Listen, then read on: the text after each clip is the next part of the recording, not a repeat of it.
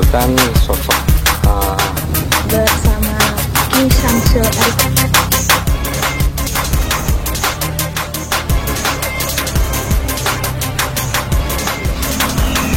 sebelah mana tadi enak?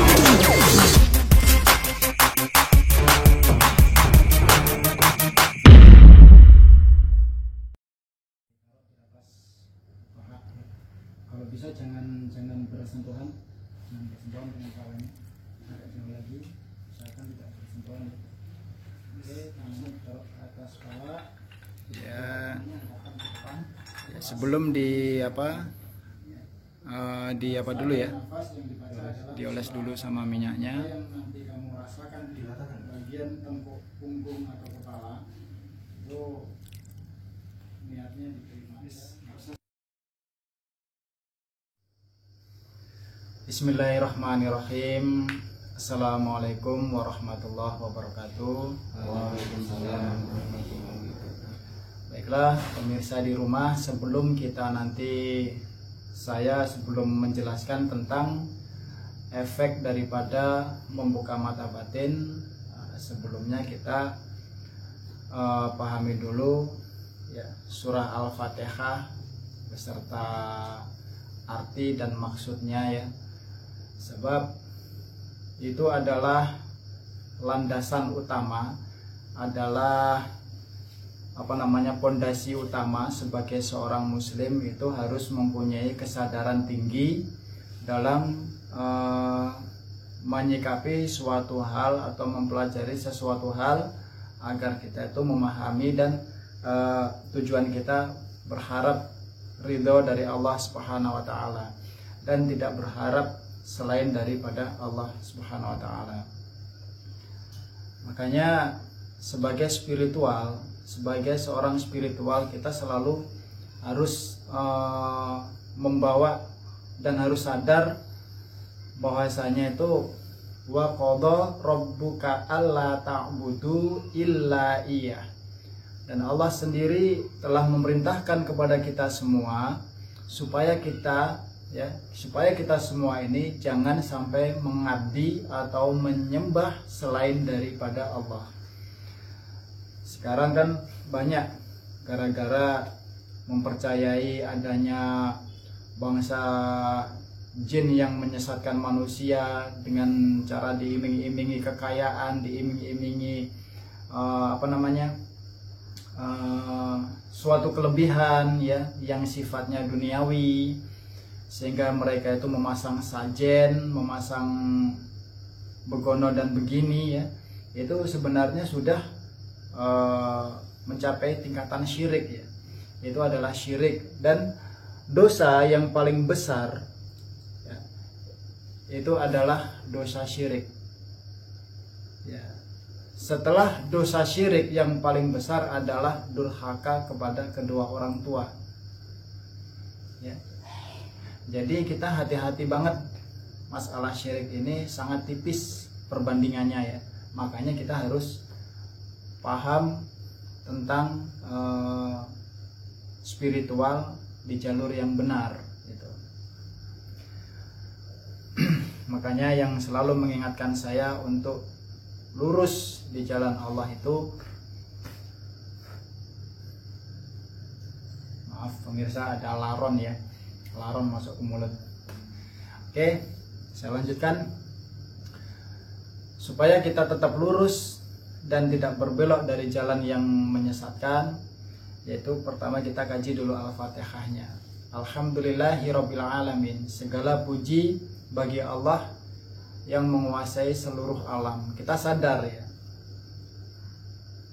Jangankan ruh ya, jasad ya, yang ada dalam tubuh kita, bahkan harta pun itu semuanya dalam kekuasaan Allah ya. Jangankan untuk yang kita sering pakai sehari-hari, alam ini pun itu dalam kekuasaan Allah.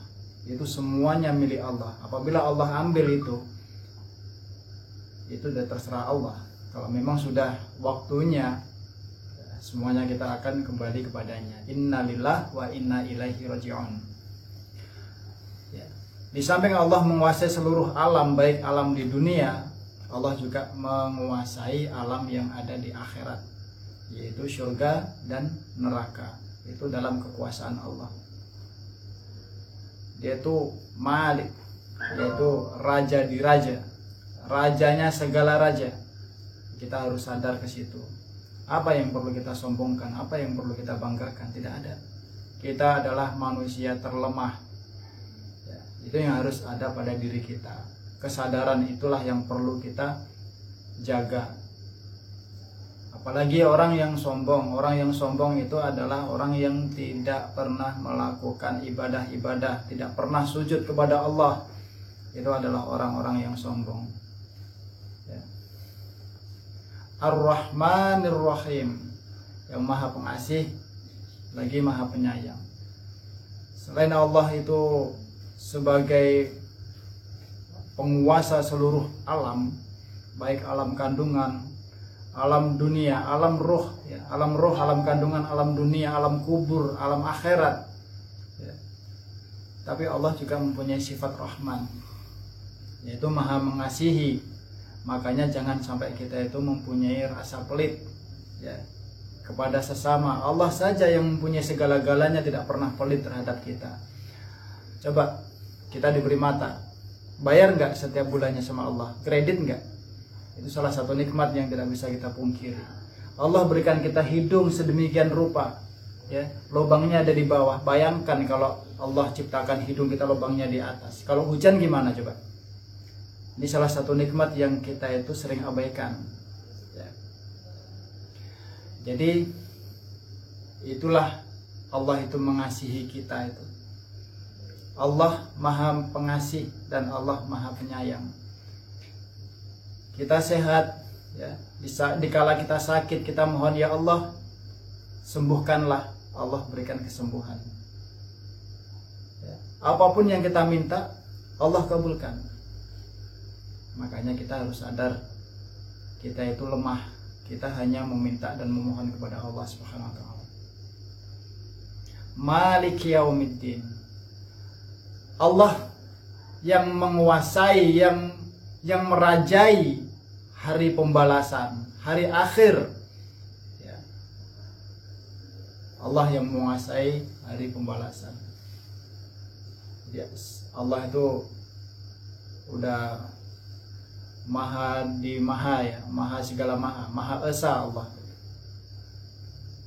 Makanya itu yang harus kita pahami, yang harus kita tanamkan pada diri. Ini maaf sedikit saya tausiah sebelum saya menjelaskan efek membuka mata batin. Sebab suatu saat nanti saya akan memaparkan bagaimana cara membuka ilmu mata batin. Makanya ini yang perlu saya luruskan dulu supaya kita itu lebih berpikir cerdas, kita lebih berpikir matang-matang, berpikir masak-masak, tidak sembarangan kita mengambil tindakan. Setelah kita tahu bahwa Allah Maha Penguasa dan Allah menyayangi kita, mengasihi kita, ya, dan kita sadar Allah juga menguasai hari akhir, ya, maka kita harus iyyaka na'budu, hanya kepadamu ya Allah kami mengabdi, kami menjadi hamba, kami menyembah, ya, sembah Allah. Makanya dalam pembuka tadi saya udah jelasin, wa qadha rabbuka alla ta'budu illa iyyah, ya. Dan telah diperintahkan kepadamu supaya jangan menyembah selain daripada Allah, illa iyyah, kecuali daripada Allah. Wa iyyaka nasta'in, dan hanya kepadamu ya Allah kami mohon pertolongan. Kata Allah, mintalah kepadaku, niscaya akan kuberi apa yang kamu minta. Jadi udah jelas, tidak ada yang kita butuhkan di dunia ini selain mengharap ridho dan kasih sayang dari Allah. Ya, kaum muslimin, pemirsa di rumah, ya, dan saudara CPM Nusantara, jadi yang harus sama-sama kita pahami untuk menciptakan spiritual yang benar, spiritual yang hak itu berasal dari diri kita sendiri, pemahaman kita sendiri tentang ibadah kita dan tentang kemampuan kita. Semuanya kita minta ridho, minta izin hanya kepada Allah Subhanahu wa taala, dan jangan mencari khodam. Kalau ada khodam yang datang ikut sama kita, itu rezeki dari Allah. Paham ya? Kalau kita mencari, tentu kita akan memilih, dan kita itu sudah jelas kita tidak akan pernah tahu tentang perkara yang gaib kecuali hanya sedikit.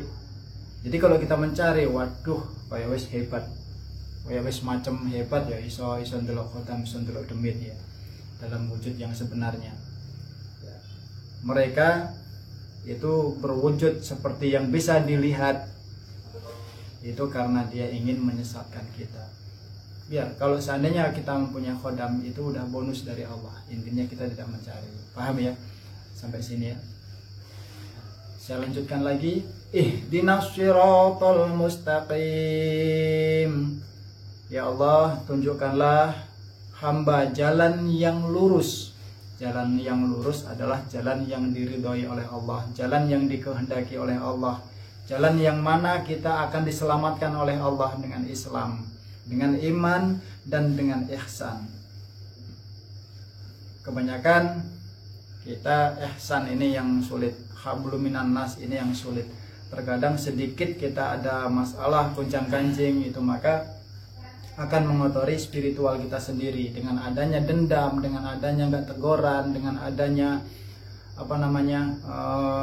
kurang senang, tersinggung, berbagai macam ia lakukan, ya, sehingga nanti timbul iri, dengki, dan lain sebagainya. Ini akan merusak spiritual kita sendiri. Sementara kita mau mengharap kepada Allah kemampuan supranatural, itu meninggalkan sifat iri, dengki, dan lain sebagainya. Itu memang harus ditinggalkan. Untuk spiritual yang baik, kita harus lurus jalannya, ya, sesuai dengan yang diperintahkan oleh Allah Subhanahu wa taala. Ya. Makanya di situ ihdinas siratal mustaqim. Selalu kita dalam satu hari itu udah berapa kali membaca surah Al-Fatihah. Ya. Minta kita kepada Allah jalan yang lurus. Bahkan ada yang mendawamkan surah Al-Fatihah itu sampai 111, sampai 41 kali, bahkan sampai 1000 kali. Itu semata-mata adalah bukti pengorbanan kita kepada Allah. Rela kita duduk lama sampai kram, sampai kesemutan, ya, sampai kita nggak tidur malam. Itu mengharap ridho kepada Allah. Supaya apa? Supaya apa yang kita minta itu Allah berikan. Puasa di dalam ilmu spiritual itu juga satu pembuktian, ya, kita nama lainnya pembuktian itu, kita berkorban untuk Allah dengan puasa, dengan melintir usus kita. Itu adalah satu bukti. Makanya nggak ada ilmu yang bisa jadi tanpa adanya puasa dan ikhtiar amalan-amalan tertentu, amalan yang diridhai oleh Allah. Ya. Tidak ada ilmu yang instan. Ilmu itu semuanya pakai proses, ya, pakai proses yang tidak sebentar. Kecuali kalau diberi keindahan-keindahan oleh bangsa jin sehingga bisa spontan, itu semuanya adalah bantuan dari selain daripada Allah. Tapi kalau seandainya waliullah, orang alim yang benar-benar taat kepada Allah, bisa semuanya. Dan itu pun atas kehendak dan ridho dari Allah. Makanya kita harus paham ke situ. Hati-hati dalam mencari guru, hati-hati dalam mencari sahabat, ya. Tidak semuanya bisa menjadi pembimbing kita, ya. Siratal ladzina an'amta 'alaihim, yaitu jalan orang yang telah engkau beri nikmat atas mereka. Orang-orang yang diberi nikmat itu siapa? Ya, seperti para sahabat-sahabat, ya. Mereka diberikan nikmat Islam, nikmat iman, dan mereka itu kuat keyakinannya hanya kepada Allah. Apapun cobaan yang menghalangi dia, apapun cobaan yang dihadapinya, dia tetap la ilaha illallah. seperti Sayyidina para sahabat-sahabat ya, seperti siapa namanya, Bilal bin Rabah ya, sudah ditidurkan dalam keadaan telentang. Itu waktunya siang hari panas-panas, yang namanya pasir kalau sudah kena terik matahari itu panasnya luar biasa sahabat. Itu sahabat Bilal bin Rabah itu ditidurkan di situ, kemudian dihimpit lagi batu di atas dadanya, disuruh dia kafir. Tapi apa kata Bilal? Allah, Allah, Allah. Luar biasa imannya. Kita contoh beliau ya. Mereka akhirnya mendapatkan petunjuk dari Allah ya, mendapat pertolongan dari Allah ya. Jadi orang-orang yang diberikan nikmat kepada Allah, kita minta seperti itu. Ghairil maghdubi alaihim waladdallin. Ghairil maghdubi alaihim, dan bukan jalan mereka orang-orang yang telah engkau murkai ya Allah. Ada orang yang dimurkai Allah, tapi dia di dunia itu kaya raya, hidupnya senang, gak pernah susah.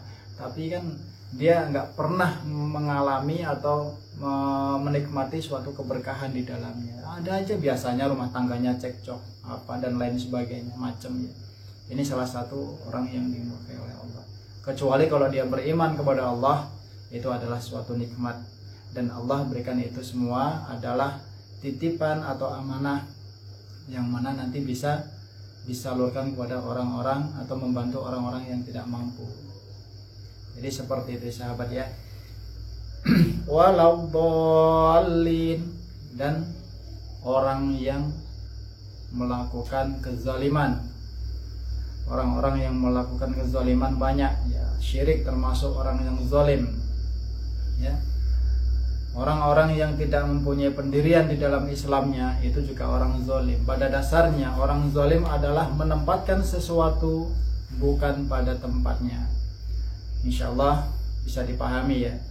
Oke, itu yang harus kita bawa ya, kemanapun kita berada harus kita sadari bersama.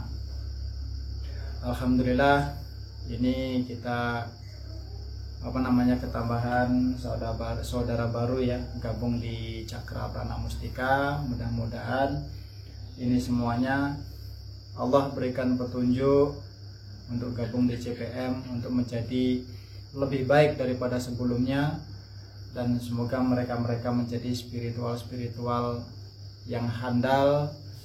Dia mau menjadi pasukan Islam, pasukan Allah Subhanahu wa taala. Amin ya Allah ya rabbal alamin. Oke, kita langsung aja. Saya akan menjelaskan tentang efek samping mempelajari atau membuka mata batin. Oke. Ya, sebelumnya saya minal aidin wal faidin di lebaran yang mulia ini, mohon maaf lahir batin. Untuk video efek membuka mata batin, saksikan, kita lihat videonya sekarang ini, ada di sini. Oke.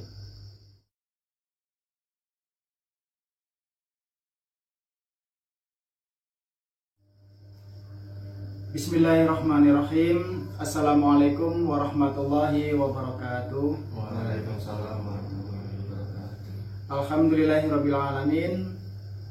Wa bihi nasta'inu ala umurid dunya waddin. Asyhadu an la ilaha illallah wa asyhadu anna Muhammadan abduhu wa rasuluh. Allahumma shalli ala Muhammad wa ala ali Muhammad. Bismillahirrahmanirrahim. Wa qadara rabbuka alla ta'budu illa iyyah wa bil walidaini ihsan. Imma yablughanna indaka al-kibara ahaduhuma aw kilahuma wa la taqul lahumu uffi wa la tanharhuma wa qul lahumu qawlan karima. Al-ayat. Kaum muslimin, saudara seiman, salam spiritual, salam FKPPAI, salam Cakra Prana Mustika Nusantara. Ya, di sini kemarin saya sempat berjanji untuk memberikan bagaimana cara membuka mata batin ya. Tapi sebelumnya kita harus tahu ya, efek atau dampak dari terbukanya mata batin itu tidak menyenangkan, yaitu yang harus kita pahami dulu. Membuka mata batin itu insya Allah mudah, tapi efeknya ini tidak baik ya. Maka dari itu yang perlu kita ketahui, sebelum kita membuka mata batin itu harus melewati fase-fase yang harus dilakukan ya. Salah satunya pertama, meningkatkan kualitas keimanan ya, meningkatkan kualitas ibadah, ikhlas karena Allah Ta'ala. Seorang yang ingin mempelajari terbukanya mata batin, dia juga harus bisa membersihkan hati dan pikirannya dulu ya. Pertama, setelah meningkatkan ketakwaan kepada Allah Subhanahu wa Ta'ala, diperbanyak zikirnya, istighfarnya, tahlilnya, tapi dengan catatan harus ikhlas, semua karena Allah Ta'ala ya. Inna sholati wa nusuki wa mahyaya wa mamati lillahi rabbil alamin. Sesungguhnya sholatku, ibadahku, hidup dan matiku hanya untuk Allah Subhanahu wa Ta'ala. Jadi jangan kita beribadah karena ingin mempunyai ilmu ini dan itu, bukan ya, tapi niat ikhlas karena Allah Ta'ala. Itu yang paling pertama sekali. Terus kemudian kita membersihkan hati kita, yaitu dengan cara membuang segala keburukan-keburukan, prasangka-prasangka yang tidak baik di dalam diri kita. Apa saja itu? Pertama, ujub, iri, dengki, takabur, sombong, riya, ya, bangga hati, ya, rasa ingin dipuji, itu tinggalkan semuanya, bersihkan hati. Jangan sampai ada yang saya sebutkan tadi hinggap dalam hati dan pikiran kita. Tidak mudah memang untuk membuka ilmu mata batin, tapi memang harus seperti itu. Dan ini semua dikerjakan harus ikhlas karena lillahi ta'ala, karena Allah Ta'ala, semata-mata niat karena ibadah.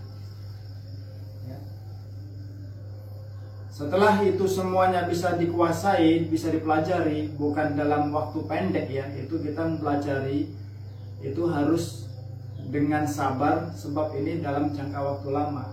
Mungkin bisa Anda semua meninggalkan sifat-sifat itu mungkin dalam 1 minggu, lebih dari seminggu mungkin Anda tidak sabar. Jadi ini harus dengan jangka waktu yang lama.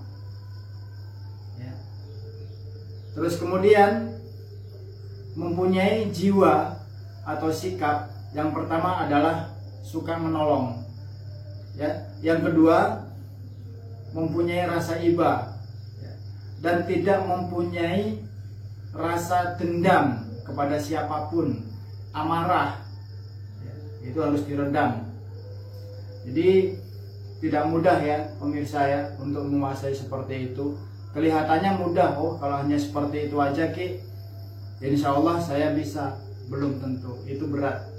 Tapi cobalah kita belajar ya, belajar. Kalau hati kita sudah bersih, maka dia akan menjadi seperti air yang bening, sehingga bisa menjadi cermin ya, sehingga kita bisa tembus mata, kasaf mata kita tembus ke alam lain ya.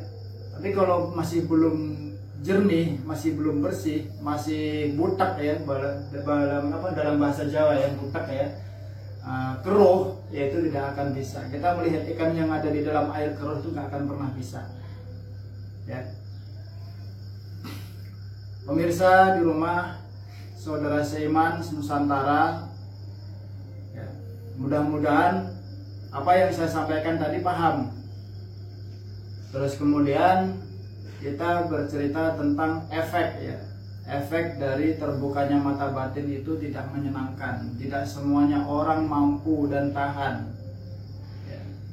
Efek yang pertama, itu bisa stres itu, sebab dia merasa diteror ya, diteror oleh sesuatu yang tidak kasat mata. Jelas bagi kita yang masih lemah iman, lemah spiritual, itu tidak akan pernah bisa tahan menghadapi goncangan-goncangan fikir, goncangan-goncangan batin. Setelah semuanya itu terbuka, maka yang akan timbul pada diri mereka yang mempelajari, membuka mata batin tanpa adanya guru, tanpa adanya pembimbing, itu udah saya katakan 100% dia bisa stres. Itu udah jelas.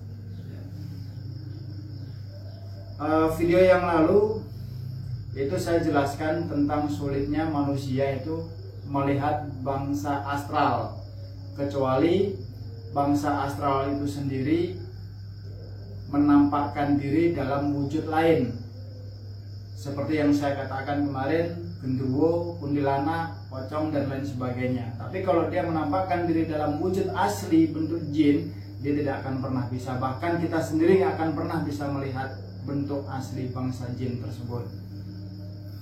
Jadi efek yang pertama yang perlu kita ketahui adalah stres. Jadi kita harus lebih berpikir panjang untuk melakukan itu semua ya.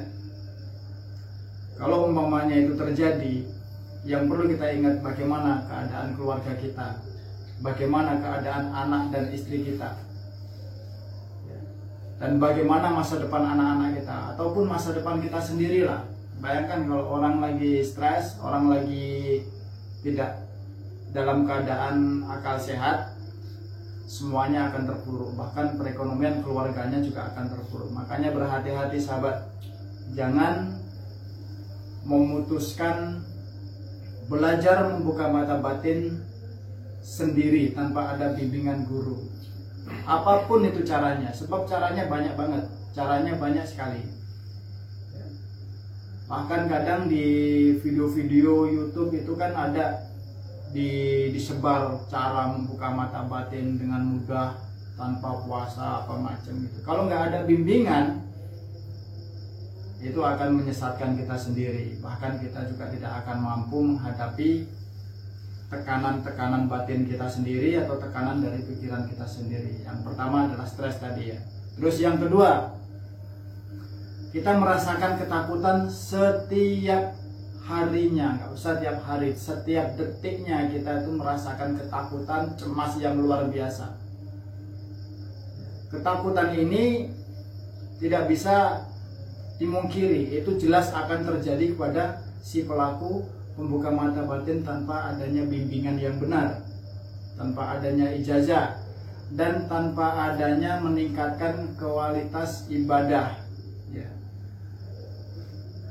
Karena dengan kualitas ibadah yang bagus lillahi ta'ala, itu bisa menahan goncangan-goncangan, himpitan, bahkan tekanan-tekanan batin tersebut. Tapi kalau ibadahnya hanya karena ingin sesuatu dan bukan ikhlas karena Allah Ta'ala, maka resiko bisa ditanggung oleh si pelaku itu sendiri. Jadi sebelum saya memaparkan bagaimana cara membuka mata batin, saya akan cerita dulu tentang efek sampingnya ya. Sebab ini sangat perlu sekali dan perlu diketahui oleh siapapun yang melihat tayangan kita hari ini. Dan jangan mengumbar keinginan, lebih dahulukan kebutuhan daripada keinginan. Sebab kalau manusia berkeinginan itu tidak ada habisnya ya. Sudah dapat ini, pengen yang ini, dapat yang ini, pengen yang ini. Itulah sifat manusia. Dan dia mempunyai sifat serakah. Makanya kita harus lebih taat lagi kepada Allah agar terhindar dari sifat-sifat yang dilarang oleh agama. Terus efek yang ketiga ya, efek yang ketiga, kita selalu diteror. Kita akan selalu melihat hal-hal yang di luar nalar kita. Kita akan selalu diteror saat mereka bangsa jin tersebut tahu bahwa kita bisa melihat mereka, bahkan bangsa mereka bisa kita lihat, maka mereka itu akan meneror kita, mengganggu kita terus ya. Kalau iman kita lemah, kalau kita belum benar-benar belum siap, resiko bisa ditanggung si pelaku itu sendiri. Jadi harapan saya untuk semua saudara-saudaraku yang melihat video saya, mohon dipahami dulu ya, dan difikir-fikir dulu apa konsekuensinya apabila sudah terbuka mata batinnya. Anda bisa melakukan membuka mata batin, tapi dengan catatan, dengan syarat, mintalah kepada guru pembimbing yang benar dan harus diawasi oleh yang sudah paham di bidangnya, dan jangan belajar sendiri, belajar dari media sosial atau hanya mendengar katanya harus begini, katanya begini. Jangan. Yang perlu Anda siapkan pertama adalah mental spiritual, mental ibadah, mental semua ya, supaya kita itu berani, supaya kita itu tidak terkejut, supaya kita itu semuanya terfikir kepada kita itu ini semuanya kuat hanya Allah, saya hanya pasrah kepada Allah. Jadi untuk mencapai tahap seperti itu, saudara-saudaraku sedulur semua harus lebih taat lagi kepada Allah ya. Terus banyak melakukan zikir-zikir, banyak melakukan sholat sunnah ya. Sholat sunnah itu kan banyak ya, seperti qobliyah, ba'diyah ya. Jadi itu dilakukan ikhlas karena Allah, itu akan menguatkan cermin hati kita, mencerdaskan pikiran kita, lebih bisa mempelajari, lebih bisa memahami apa yang akan kita tangkap. Pemirsa di rumah, kaum muslimin yang berbahagia, salam CPM Nusantara ya. Untuk video berikutnya saya akan memaparkan bagaimana cara membuka mata batin versi Islam, mudah ya, tapi butuh kesabaran ya. Yang namanya kita membuka mata batin versi yang baik itu tidak secepat dibuka langsung terbuka bisa melihat, itu tidak. Yang seperti itu bisa saja permanen, tapi yang perlu kita ketahui, yang kita takutkan bahwasanya ada jin yang menyelinap di mata kita, itu yang kita takutkan. Tapi kalau membuka mata batin versi Islam itu insya Allah murni dari hati kita sendiri atas pertolongan Allah Subhanahu wa Ta'ala. Mungkin itu dulu ya pemirsa ya, berhubung waktunya juga sudah mepet, bentar lagi mau maghrib. Saya tutup aja, cukup sekian. Untuk selanjutnya saya akan buatkan, yaitu jelaskan tentang membuka mata batin. Wabillahi taufiq wal hidayah waridha wal inayah. Saya Kisamul Arifin. Wassalamualaikum warahmatullahi wabarakatuh. Waalaikumsalam warahmatullahi wabarakatuh.